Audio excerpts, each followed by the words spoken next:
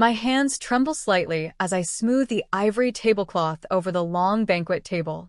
The late afternoon sun pours through the tall windows of what everyone thinks is the modest wedding hall I booked, a space that seems small and quaint to anyone else, but holds every ounce of hope and love I've poured into this day. The scent of fresh flowers mingles with the faint trace of polished wood, and the soft hum of the air conditioning fights against the warmth of excitement and nerves curling in my stomach. A small breeze catches the edge of a lavender napkin, lifting it like a wave, and I pause, taking a deep breath. My fiancé, Nathaniel Nate Brooks, adjusts the centerpiece with careful fingers, trying not to spill the delicate roses I insisted on. His quiet smile is grounding, a tether to calm amidst the flurry of preparations. I glance around the room.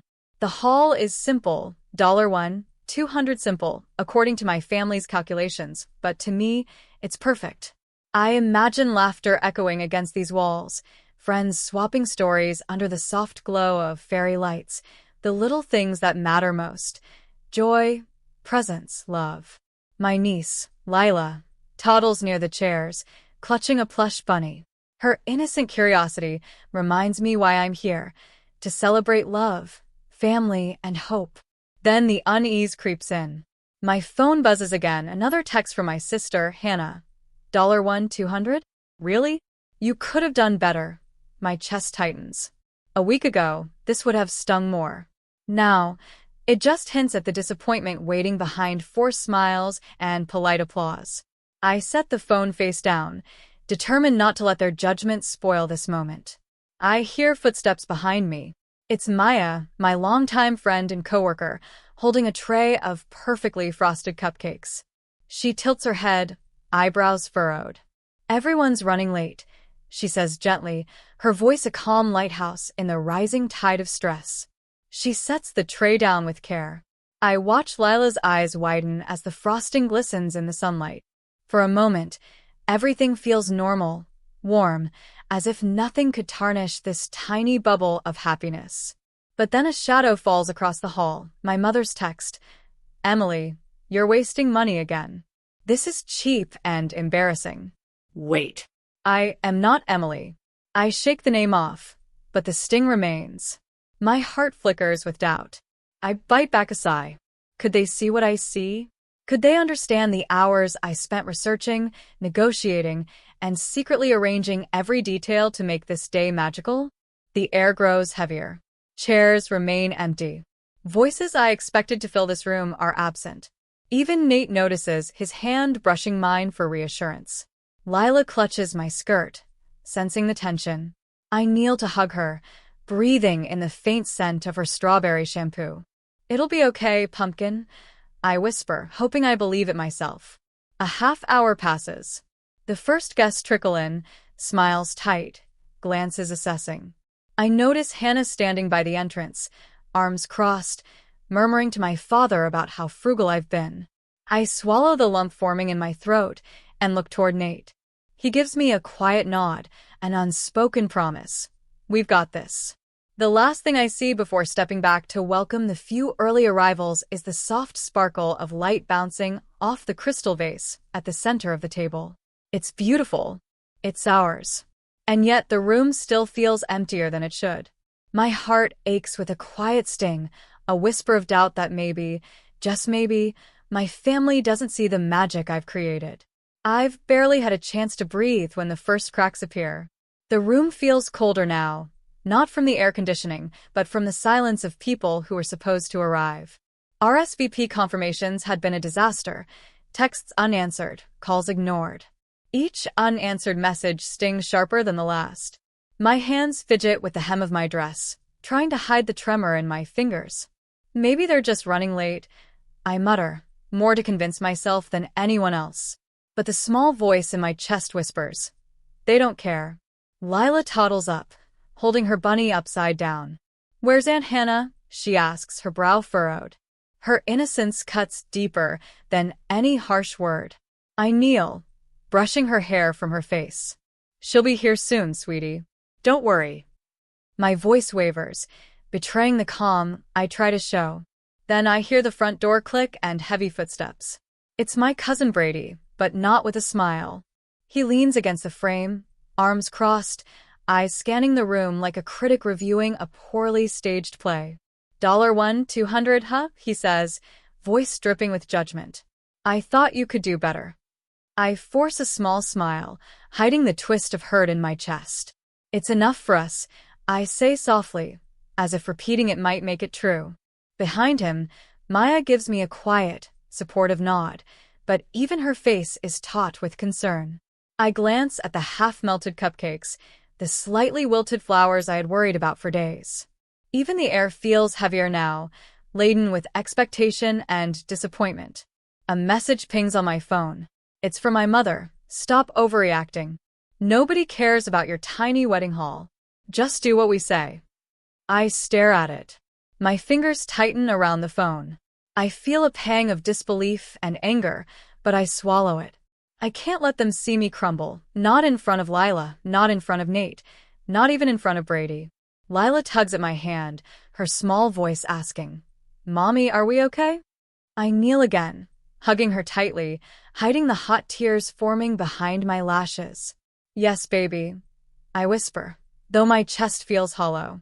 The room spins slightly, the laughter and chatter I imagined nowhere to be found. All I hear are murmurs of judgment and the echo of my family's words bouncing off the walls. Suddenly, the door swings open again. This time it's Hannah, her arms crossed, holding an unopened gift. She glances around the room, then at me, voice cold. You really think this is enough? I nod, swallowing the lump in my throat. It's perfect for us, I say, my voice quieter than I intended. She smirks. You're cheap, and everyone knows it now. The words slice deeper than I could have imagined. I glance at Nate. His jaw tightens, but he doesn't speak. Lila hugs my leg, her small body trembling. My heart aches, my plans unraveling in real time, the little joy I had nurtured slipping like sand through my fingers. As I step back, trying to steady my breathing, the air seems heavier, the light dimmer. The hall feels impossibly small now, not because of its actual size, but because of absence. Empty chairs, unanswered calls, the silence where laughter should be. A final ping on my phone. Another message from my mother. Why can't you just do what's right for once? I stare at the screen, frozen. Lila's small hand reaches for mine, anchoring me. My lips press into a thin line, trying not to show the pain. But inside, a quiet storm rages. I feel the first real sting of betrayal, the hollow realization that perhaps this day won't be the celebration I imagined. Even as the whispers and judgment echo through the hall, my mind drifts back to years I've tried to bury under a polite smile. My name is Sierra Whitman, and I've always been the responsible one. The girl who quietly cleaned up mistakes, covered bills, and made sacrifices no one noticed.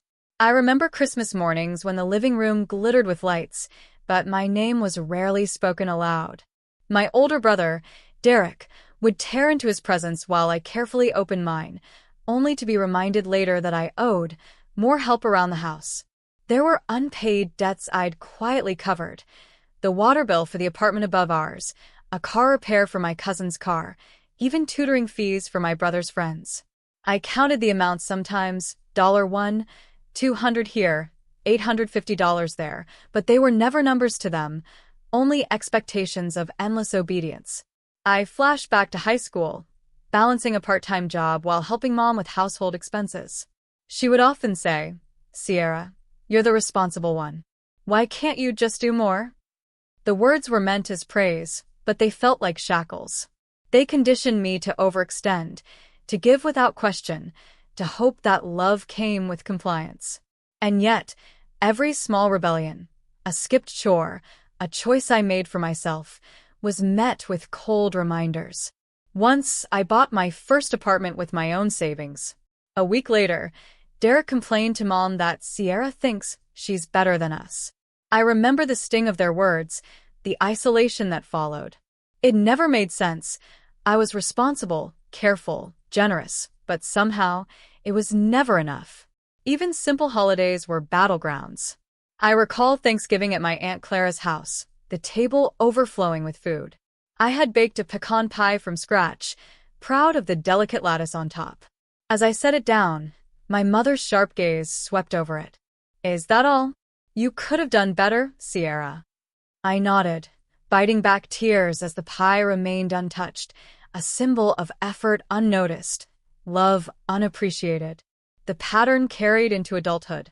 Every milestone, my first promotion, my savings account hitting a record, Nate's proposal, was quietly overshadowed by commentary on frugality, judgment, or how I could have done more. There were social media posts, subtle digs. Typical Sierra, always thinking small.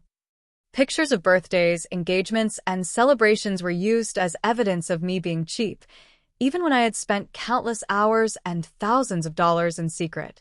Even my wedding plans, which I had hoped would be a private joy, were doomed before they began. When I suggested a $1,200 haul, the messages started. Cheap. Embarrassing. Really?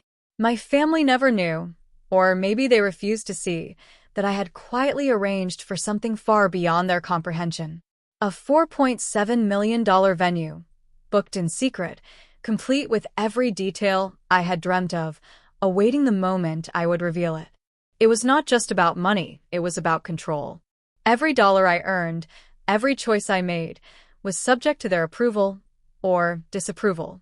I had been trained to shrink, to hide my accomplishments, to feel guilty for self-care and celebration.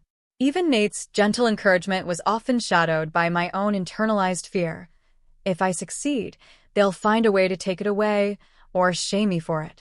And yet, there were moments that shone bright in memory. The neighbor, Mrs. Langley, who brought me a pie after I'd stayed up all night paying the electric bill. The teacher who offered extra tutoring materials for free when my savings ran thin. Nate, patient, steady, always reminding me of my worth. These flashes of care reminded me that life could be different, that love and respect existed outside the family I'd always known. But the public betrayals stung hardest. Social media posts mocking my cheap choices during birthdays, anniversaries, even my college graduation. They were small, calculated reminders of my place. And now, here in this hall, the echoes of old wounds mixed with present judgment. The laughter I had hoped for felt like a fragile veneer over years of neglect and control. I straighten, gripping Lila's hand. I can't undo the past, but I can decide what I will tolerate today. Something inside me tightens, a quiet resolve that finally, maybe, the cycle ends here. The sting of judgment sharpens into clarity. I will no longer let their opinions define my joy. It's been a few days since the wedding hall incident, yet the tension hasn't eased. It's thickened, like storm clouds refusing to move. I thought the quiet would help, that the uncomfortable silences and subtle jabs would fade, but instead, they've escalated. My phone buzzes relentlessly, vibrating against the polished oak table as if trying to shake me awake from the careful calm I've constructed. The message comes from my mother. Sierra, you need to send $5,000 this week. Your father can't cover his bills, and you're the only one who can help. I freeze, the words burning across the screen. $5,000. For them. And now. My chest tightens, breath catches, and my fingers tremble. I look around the apartment, our small, cozy home where Lila's laughter fills the rooms, and I feel the weight of obligation pressing down on me. I know if I comply, I will give them more than they deserve. Nate's voice breaks the tension. Sierra, are you okay? I swallow, trying to steady myself. I will be. I lie, though my body shakes from the tight coil of anger and disbelief. My hands clench into fists, nails biting into my palms. The reality is clear. They'll never stop. They'll never appreciate my effort, my love, my success. They'll never see me as anything other than the responsible one, the girl who must give until there's nothing left to take. And now, this $5,000 demand is the final straw. It's not just money. It's control, manipulation, and entitlement wrapped in familiar words of guilt. The memory of past betrayals flashes through me. Christmas is overshadowed by complaints, unpaid bills I secretly covered, social media posts mocking my every small success. The pattern is relentless. The cycle has gone on long enough. I pace the living room, Lila following me, her small hand gripping mine. Her wide, innocent eyes look up at me, silently asking, "Will you protect us?" Yes. I realize in that moment I will protect her, protect us, protect the life I've quietly built away from their judgment. My chest tightens, but this time, it's not fear, it's resolve. I sit at the kitchen table and open my laptop, the screen glowing softly in the dim evening light. I begin reviewing the wedding venue contract, double-checking every detail, every clause. The $4.7 million secret I've been keeping, the luxurious hall, the custom decor, the personal touches Nathaniel and I have arranged, feels like a secret weapon now. A shield. A statement. I close my eyes and feel the spark ignite, that small ember of rebellion I've been nurturing. Their endless criticism, their manipulation, the subtle erosion of my confidence. It ends here. I am no longer a puppet in their hands. No more texts demanding money, no more subtle digs at my achievements. Enough. I stand, straightening my shoulders. Lila tugs at my skirt again. "Mommy?" she asks softly. "Yes, baby," I reply, voice calm firm. "Mommy's going to take care of this. We're going to be okay." Nate places a hand over mine, his eyes steady. "Whatever you decide, I'm with you." And that's when the realization hits me fully, settling in my bones like a warm light. They will never change. They will never see me for who I am, or respect the life I've built. I can't wait for them to understand. I can't rely on their approval, and I won't give them more of myself than they deserve. The spark of rebellion ignites into a quiet flame. I feel my chest expand, the tightness easing as clarity floods in. I will make a choice, not for them, not to prove anything, but for me, for Nate, for Lila. I will finally draw the line. The text message from my mother glows ominously on the screen, demanding, pleading, manipulating. I don't reply. I don't even look at it again. Instead, I turn to Nate, to Lila, to the life we are building together. This is the moment everything changes. The morning light filters softly through the curtains, painting the living room with a golden warmth. I stand by the window, Lila perched on the arm of the couch, her small legs swinging with impatience. Nate is in the kitchen, brewing coffee, the comforting scent mingling with the faint lavender from the bouquet on the table. The world feels steady for the first time in days, yet inside me, a storm has been replaced with purpose. I pick up my phone, scrolling past the messages from my mother and Hannah, past the demands and subtle shames. My thumb hovers over the screen, a decision forming. Instead of complying with their $5,000 demand, I send $1, a symbolic act of control, a statement that I will no longer allow their manipulation to dictate my life. I watch the message send, a quiet thrill coursing through me. Finally, the weight starts to lift. Next, I quietly place the wedding venue contract on the counter. The $4.7 million venue, secretly booked, is no longer a secret weapon, it's a declaration of independence. Every detail, every flourish I've planned, now becomes an act of self-respect. I glance at Lila, her wide eyes curious. "Mommy, is this our party?" she asks, her voice innocent, expecting nothing but love. "Yes, baby," I reply, smiling, the tension in my shoulders melting. "It's ours." I breathe in the moment, noticing the small details I've ignored while trapped in the cycle of family expectation. The sunlight hitting the hardwood floor, the soft ticking of the clock, the quiet hum of our refrigerator. The apartment feels bigger, warmer, lighter, like the first deep breath after a long underwater swim. I lock the credit card they've so often tried to guilt me into sharing, a simple click that echoes louder than any confrontation. The sound feels like a seal being placed on my freedom. Every small action, sending $1, reviewing contracts, locking the card, is deliberate, controlled. The outward calm masks the inner quake, but this time, I let the quake exist. It's the shaking of old chains breaking. Nate comes over, wrapping his arms around me. "You're doing the right thing," he whispers. His voice steadies me, reminds me that love does not require compliance or sacrifice at the expense of self. Lila hugs my leg, her small arms firm and trusting. I bend down, brushing her hair gently, realizing how much has been protected through this quiet rebellion. Later, as I prepare a simple dinner, pasta with fresh vegetables and garlic bread, light laughter fills the apartment. Lila giggles at Nate's exaggerated cooking mishaps, and I find myself laughing genuinely, a sound I haven't allowed in weeks. The act of eating together, of enjoying a meal without the shadow of judgment, becomes almost sacred. Every bite is a tiny celebration of independence. By evening, I stand in the living room, looking out the window at the first stars appearing in the sky. I notice the lock on the apartment door, a tangible barrier between us and the outside chaos. The city hums softly below, distant and irrelevant. For the first time, the house feels like a home, not just a place to live, but a space I've claimed as my own.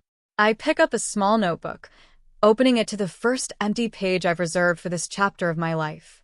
I write a single sentence, simple but firm. No one controls my joy anymore. The words feel heavy and light all at once, a paradox of liberation. The final step of the day is quiet but deliberate. I glance at the wedding venue contract again. My heart flutters as I envision the halls, the chandeliers, the laughter of our friends and family, those who actually care. I feel a surge of pride and excitement. This is not defiance born of spite.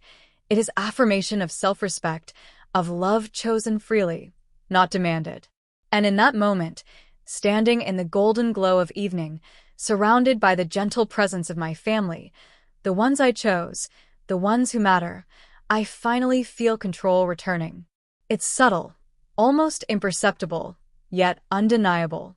A sense of freedom pulses through me, quiet but unshakable. I tuck Lila into bed that night, her small hand lingering in mine. "Mommy, are we okay?" she whispers.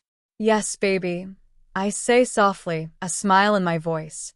Finally, we're okay. The locks click on the door again. The messages remain unread. And outside, the world waits, but inside, the light feels brighter. The day I finally set my boundaries, the backlash comes like a storm I had anticipated but couldn't fully prepare for. It's late morning when the first knock rattles the apartment door, a rapid, insistent pounding that makes my chest tighten. Lila hides behind my legs, eyes wide. I kneel and brush her hair back, whispering, "It's okay, baby. Mommy's here."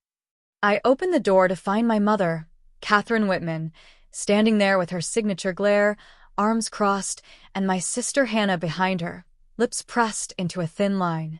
They don't even say hello. The tension is immediate, suffocating. "Do you think you can just ignore us?" Catherine's voice slices through the apartment like a whip. $5,000, Sierra. How dare you? I step back, letting the door swing wider. "I sent $1, I say calmly, my voice steady, almost eerily so. "I will no longer give you more than you deserve. I've made that clear." Hannah scoffs. $1? That's a joke. You're mocking us, right? I shake my head, eyes firm. No. I'm respecting myself.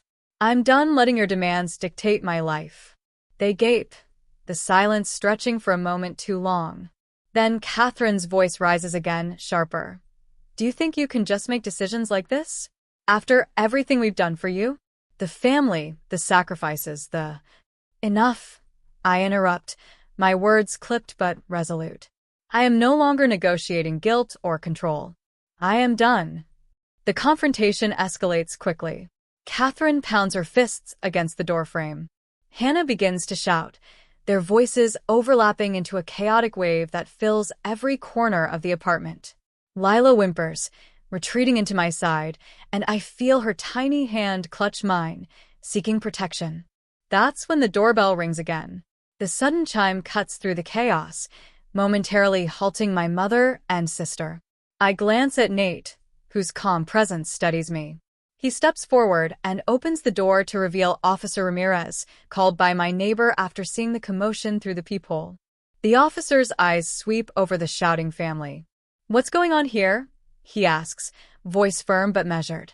Hannah attempts to explain, spewing a practiced narrative about debts, obligations, and manipulation. Catherine nods along, gesturing wildly toward me. I take a deep breath. "Officer, I have documentation," I say, pointing to the wedding venue contract, receipts, and bank statements neatly laid out on the table. "I've fulfilled my obligations.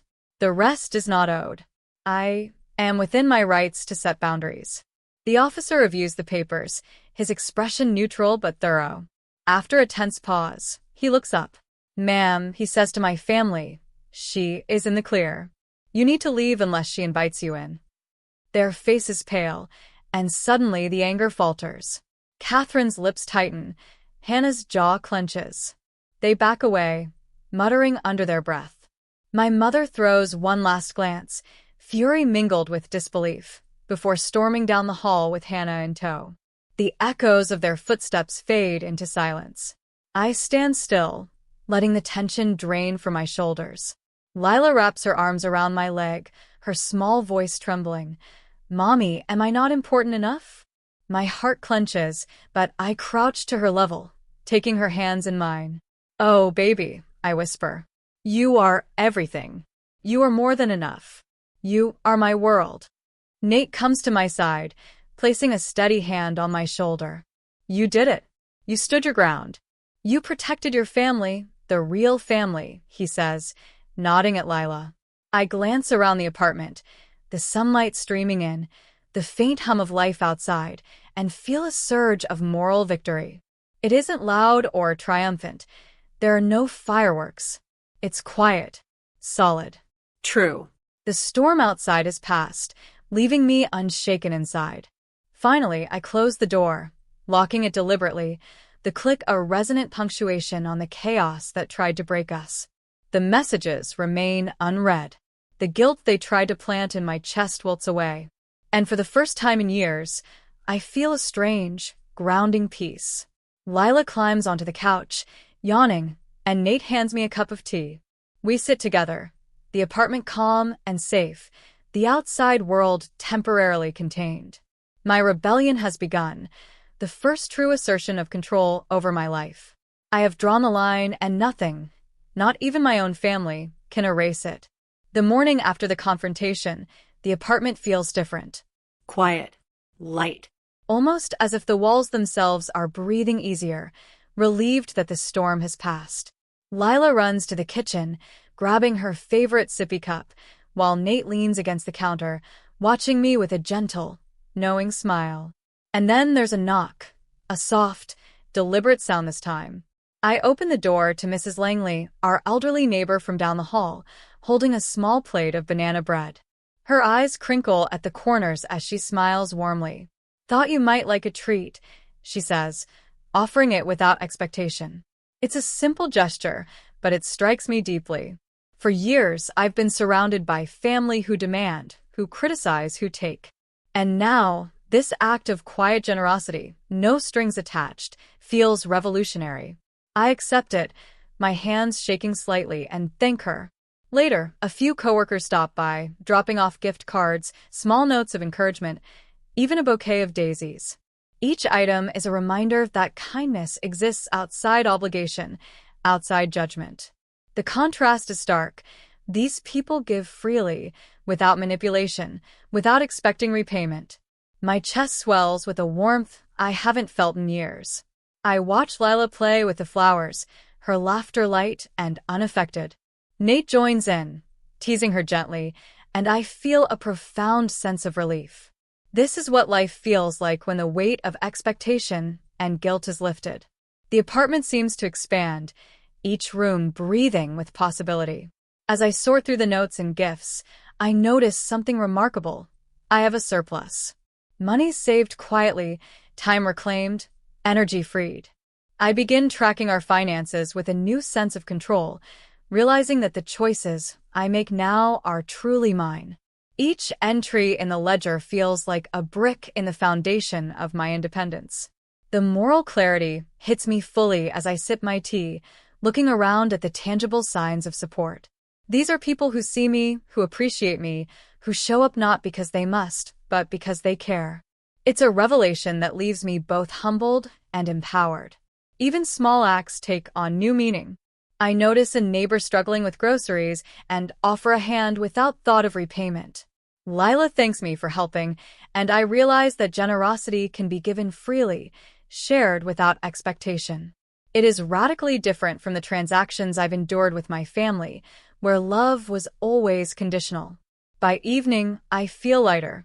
The apartment, once heavy with judgment and silent criticism, now hums with warmth and quiet laughter. Nate and I sit on the couch, Lila curled between us, reading a storybook. I glance at the half-eaten banana bread and smile. Life, in its simplest form, feels full. I even take a moment to write in my journal, reflecting on the shift. For once, the house felt bigger. Not because of walls or furniture, but because there's space for love without conditions. The words resonate, grounding me. Outside, the city carries on, oblivious to the small victories within our apartment. Yet inside, I can feel a profound change. Boundaries have been drawn, respect has been demanded, and support has emerged, not from obligation, but from genuine care. It's subtle, quiet, but it matters more than any grand gesture ever could. And as I tuck Lila into bed that night, brushing her hair back gently, I whisper a soft promise to myself. We are safe. We are loved. We are free. For the first time in years, I believe it. The morning sunlight spills across the kitchen, warm and golden, as I move through the apartment with a quiet rhythm I've been craving for years. Lila hums a little tune as she sets the table for breakfast, her small hands steady and proud. Nate chops vegetables beside her, tossing a playful glance my way. For the first time in forever, the apartment feels like a home I've actively built, not a space I merely inhabit under someone else's rules. I move to the window and watch neighbors begin their day. Some wave, I wave back, noticing how different it feels to exchange smiles instead of obligations. It's the little things, the soft acknowledgement from someone who cares without expecting repayment, that have become the heartbeat of my new life. Our routines are steady and simple. Breakfast together, a few minutes of laughter, then Lila off to school, and me tending to my small projects. Painting a canvas in the living room, reorganizing the kitchen, budgeting with purpose. Every brushstroke, every spreadsheet, is a reclamation of control, a small act of independence. Nate leans against the doorframe, watching me. You've changed the place, he says quietly, nodding toward the fresh paint on the walls, the small potted flowers blooming along the windowsill. I changed, I reply, a soft smile curving my lips. It's more than paint. I see the transformation in Lila as well.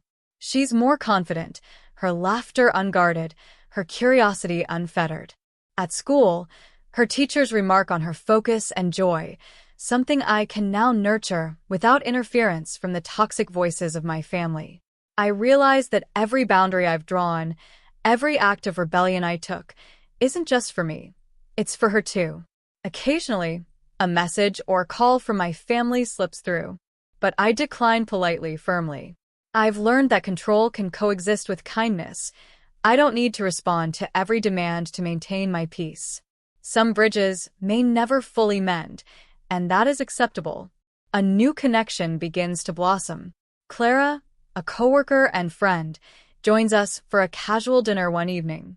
She's witty, patient, and respectful, a reminder that healthy relationships exist and are built on mutual respect, not control or manipulation.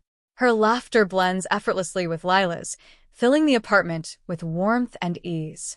Even the wedding venue, once a secret, now becomes a symbol of renewal. I picture the grand halls, the chandeliers, the celebration of love I've always envisioned, not as a provocation to my family, but as a testament to the life Nate, Lila, and I are creating together. It's a dream realized quietly, deliberately, independently. Every night, as I tuck Lila into bed, I linger for a moment to reflect. The apartment is quiet, the air warm and still. I feel gratitude in every corner, the light spilling across the walls, the flowers blooming, the laughter that lingers long after the room has emptied. My life, my choices, my boundaries, they have all come together to create a sanctuary. And I write again in my journal, freedom is not just absence of interference, it's the presence of peace, choice, and love that respects itself. I am building a life where all three exist. As I stand by the window one last time, watching the city lights flicker on, I realize that the fear and manipulation that once shadowed me have been replaced with calm and clarity. The storm has passed, leaving behind a home that feels safe, vibrant, and full of possibility. For the first time, I see the future not as a series of obligations, but as a canvas waiting for the colors I choose. And in that vision, I am not just surviving, I am thriving. Months pass, the seasons shift, and the apartment, once shadowed by judgment and obligation, now hums with life, laughter, and the quiet assurance of boundaries respected. Lila runs through the rooms, her laughter free, her curiosity boundless. Nate brews coffee, the familiar scent filling the air, and I linger at the window, watching sunlight dance across the hardwood floors. It's my birthday, a quiet celebration this year, but one that feels infinitely larger than any I've had before. No one from my old circle of judgment is here. Instead, friends who care, neighbors who support, and coworkers who respect me gather with warm smiles, little gifts, and laughter that flows unforced. The $4.7 million venue is still a secret, a promise of celebration yet to come, but here, in this moment, I realize I don't need validation from anyone who tried to control me. I glance at Lila, who proudly presents a handmade card. Mommy, you are my hero. Her words are unpolished but sincere, and my chest tightens with emotion. This is the family that matters, the one that chooses to show up, that nurtures rather than demands. Occasionally, I hear from my family. A message from Hannah, tentative and careful. Hope you're well. I smile softly, typing a polite, brief reply. I don't feel guilt. I don't feel fear. I feel control. Boundaries aren't just rules. They're the armor that keeps love safe and genuine. I take out my journal, penning a reflection that has been forming for months. Real family shows up. Respect is not optional. Freedom is not granted, it's claimed. I've claimed it. And we are thriving. The words are steady, resolute, and true. Later, I walk through the apartment, noticing the small details I've curated over time. Fresh flowers blooming on the windowsills, Lila's school awards displayed proudly, Nate's little touches of everyday life around us.